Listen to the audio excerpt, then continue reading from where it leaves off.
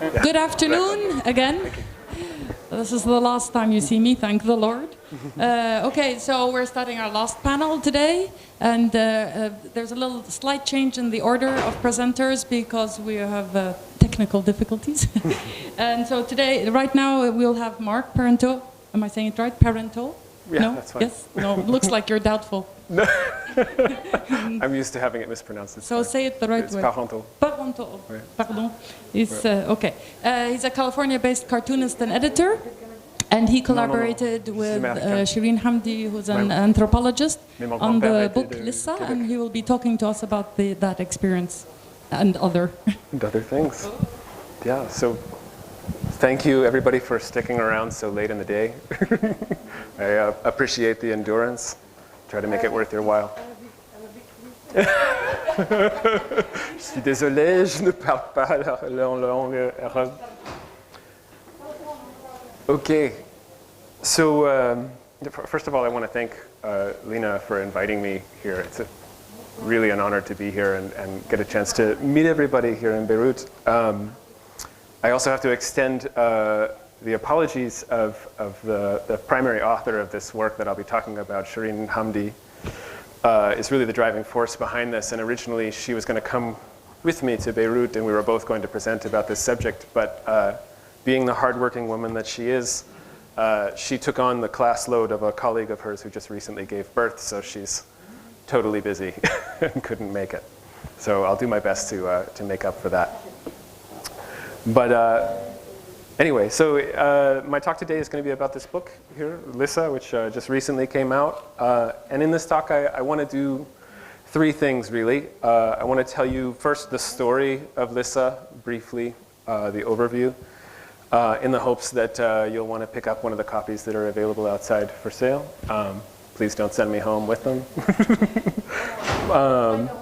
I'm sure we will. And I also want to give you a little peek behind the scenes about the team that put this together. The arrows are over the principal players here, who you'll come to know in a minute. And finally, I want to talk a little bit about the successes and the difficulties, the pluses and minuses of this kind of groundbreaking project, in the hopes that what we learned and our experience as a team putting this together will be somewhat of an inspiration to any of the academics in the room who maybe are thinking about writing a comic, and perhaps any of the cartoonists in the room who are maybe thinking like, I could partner with an academic to make something really cool out of that research. It seems like a fairly good place to give this sort of talk, given that this is basically a room full of academics and comics people, and y'all should be talking to each other. So first off, about the people who are principally responsible for this. Shireen Hamdi, who now teaches at University of California, Irvine, but when she began was a professor at Brown, is really the animating force behind this. And together with Coleman Nye, who was also a PhD student at Brown, they came up with this idea that they wanted to translate both of their research into a fictionalized graphic novel, which was then illustrated by the incomparable Cerula Bao and Carolyn Brewer, both of whom were at the Rhode Island School of Design.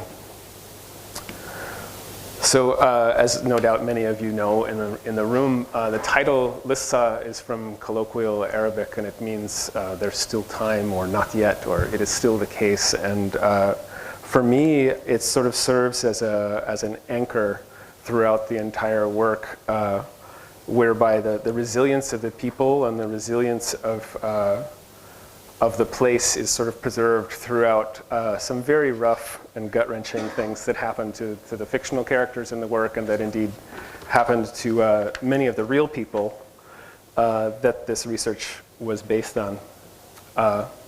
The two sort of research bases for the book were Shireen's book, Our Bodies Belong to God, which was about organ transplantation in Egypt and all of the various social and cultural and religious issues around that.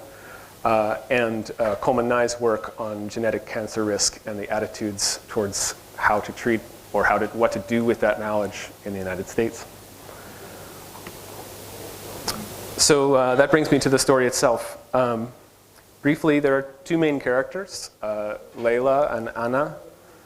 They're And maybe you're thinking to yourself like, you know, hey, I could do that. So that's it.